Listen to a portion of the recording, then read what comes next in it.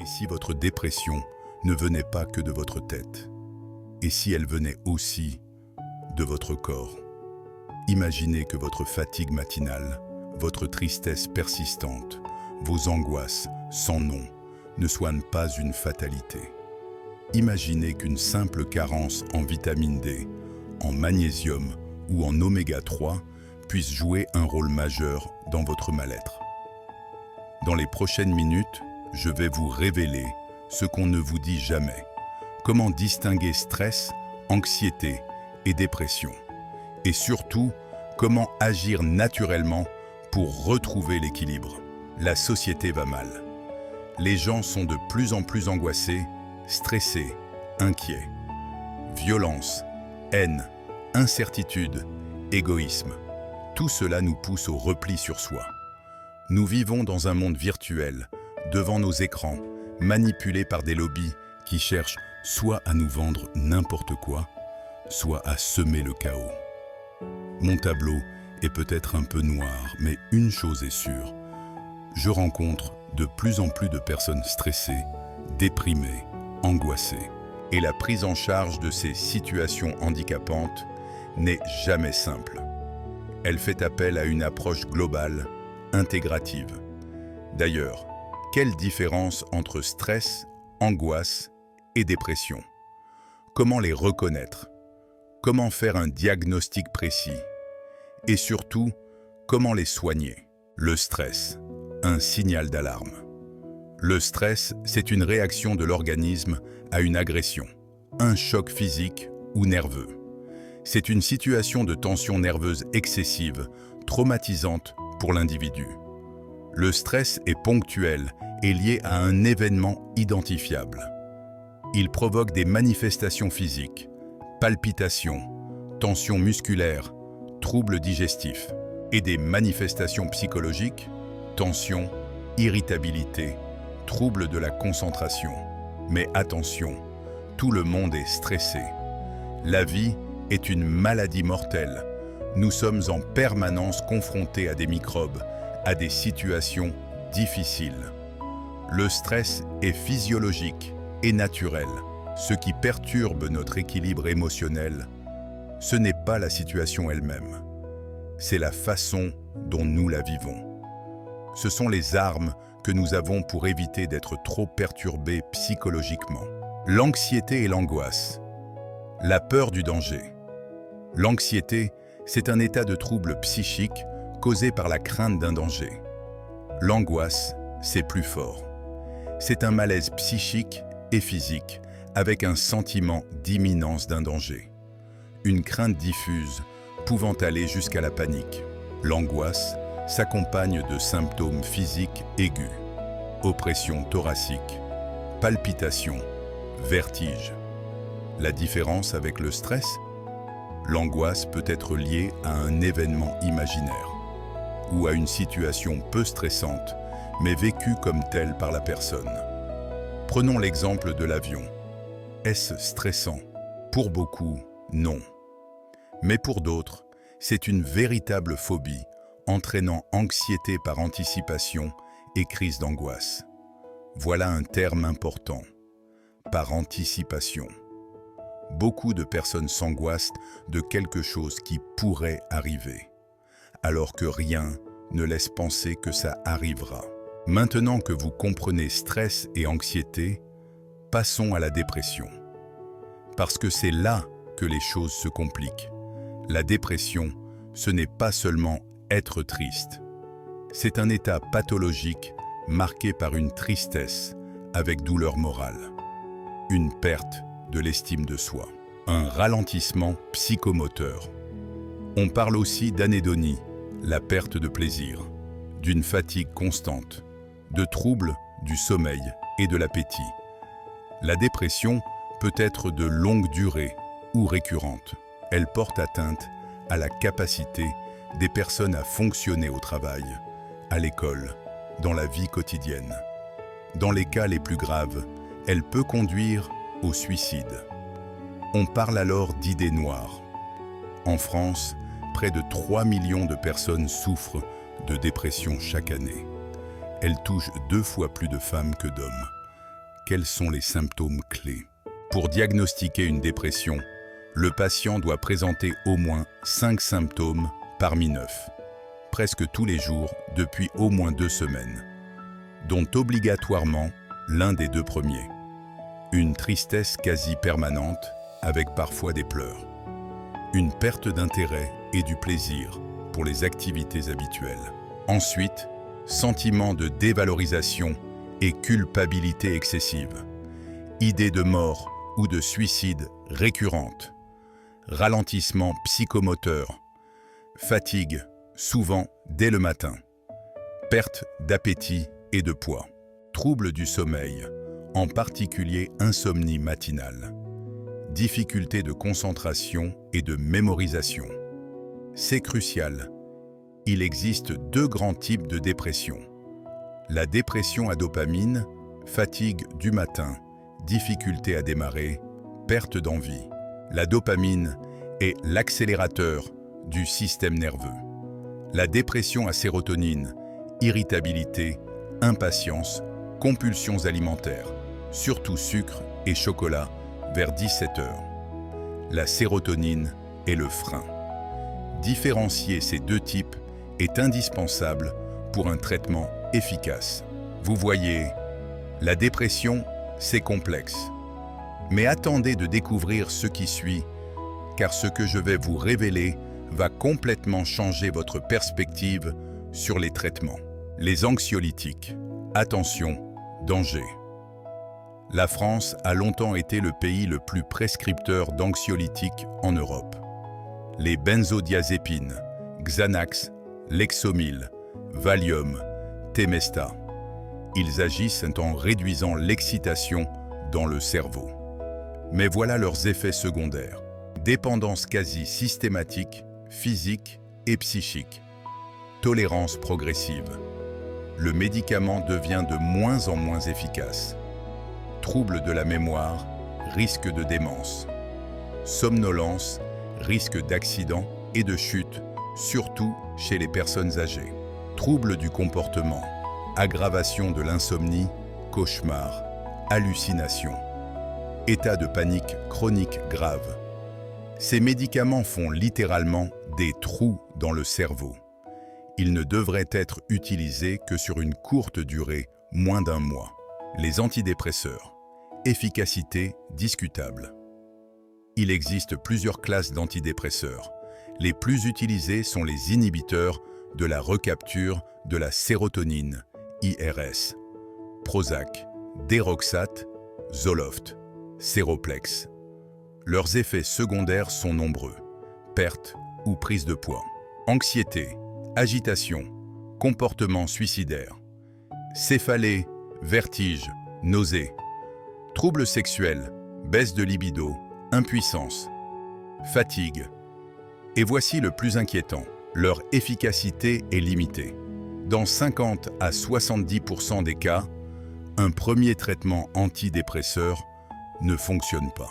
Une méta-analyse de 2022 montre qu'il n'existe que 15% de bons répondeurs aux antidépresseurs.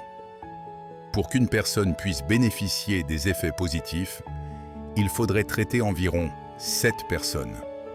Les 6 autres seront exposés aux effets secondaires sans bénéfice thérapeutique. Alors, que faire? Heureusement, il existe des alternatives naturelles. Et croyez-moi, elles sont bien plus efficaces qu'on ne vous le dit. Première priorité, la vitamine D. Une déficience en vitamine D contribue à la dépression.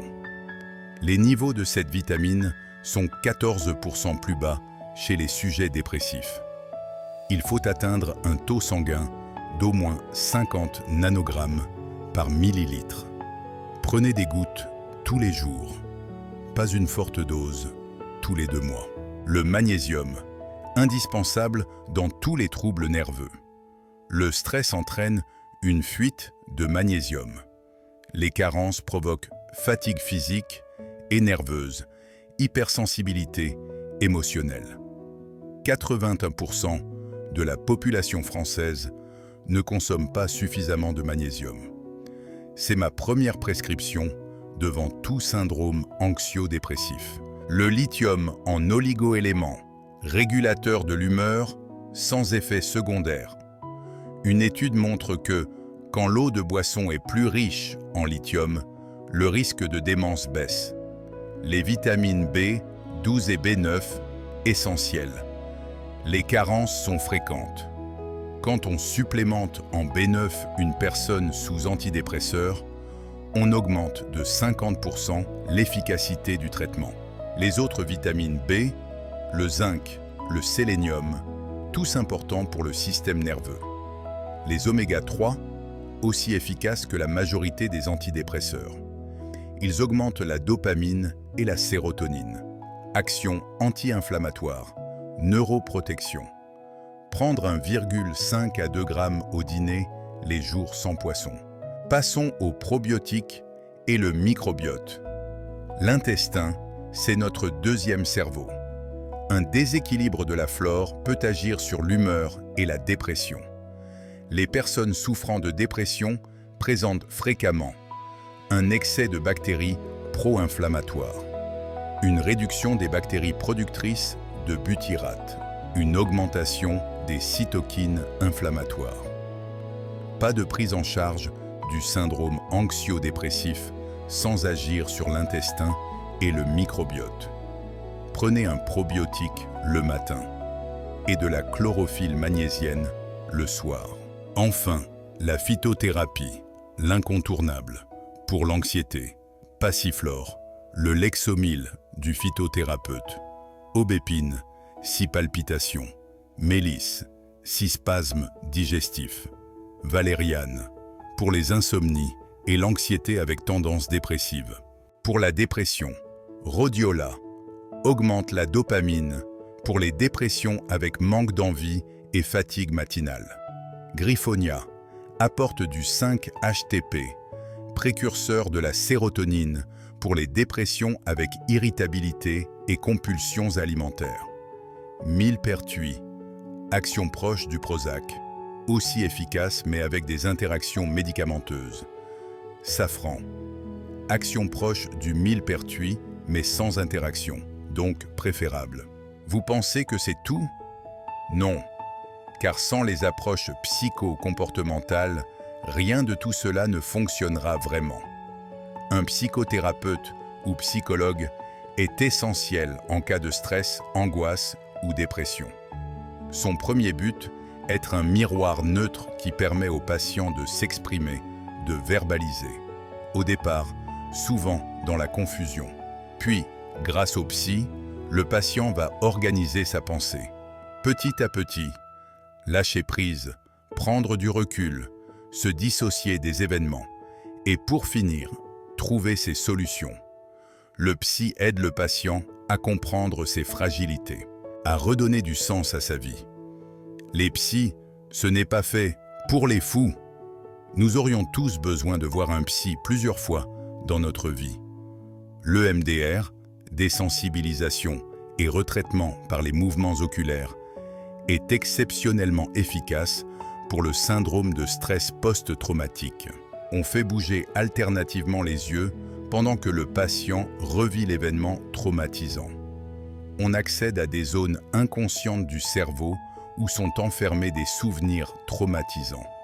On permet aux patients de les faire disparaître ou de les atténuer. Une étude de l'INSERM montre qu'une séance d'EMDR dans les 6 heures suivant un traumatisme pourrait diminuer jusqu'à 75% les troubles de stress post-traumatique. Les thérapies cognitivo-comportementales, TCC, sont la meilleure approche psychothérapeutique. On s'intéresse au comment et non au pourquoi. L'important n'est pas ce qui nous arrive, mais la façon dont on le vit, dont on y réagit. On apprend concrètement à gérer ses émotions et à réagir différemment face à un événement stressant. Et ça marche, en particulier dans la dépression. Pas besoin de 20 ans comme en psychanalyse. L'hypnose ericksonienne permet d'accéder à des traumatismes cachés. La sophrologie aide à reprendre le contrôle de son corps. la méditation de pleine conscience apporte un plus pour la santé physique et mentale. Les massages, la réflexologie plantaire, relaxation du corps et du système nerveux. Le travail sur ces émotions doit se faire au quotidien. Le cerveau est comme un muscle et a besoin d'être entraîné régulièrement. Lisez des livres de développement personnel. Thomas d'Ansembourg, Marshall Rosenberg, Frédéric Lenoir. Approfondissez quotidiennement les sujets abordés avec votre psy. Voilà, nous avons fait le tour. Récapitulons. Le stress, l'anxiété et la dépression sont 3 troubles différents qui nécessitent des approches spécifiques. Les traitements chimiques ont leur place, mais leurs effets secondaires sont nombreux et leur efficacité limitée. Les alternatives naturelles existent. Vitamine D, magnésium, oméga 3, probiotiques, phytothérapie. Elles sont efficaces, bien tolérées et respectent votre corps. Mais surtout, ne l'oubliez jamais, aucun traitement, qu'il soit chimique ou naturel, ne peut remplacer une approche psycho-comportementale. Un psychothérapeute, le MDR, la TCC, la méditation. C'est là que se trouve la vraie clé de la guérison. Parce que le pire dans l'angoisse ou la dépression, c'est de la vivre dans le silence et la solitude. Alors n'ayez pas honte, ne restez pas seul à l'homme. Consultez, parlez, agissez. Vous avez maintenant toutes les clés en main. La question n'est plus quoi faire, mais quand allez-vous commencer? Dites-moi en commentaire lequel de ces points vous a le plus marqué. Et si cette vidéo vous a été utile, pensez à la liker et à vous abonner pour ne rien manquer des prochains dossiers santé. Et n'oubliez pas, votre santé est entre vos mains.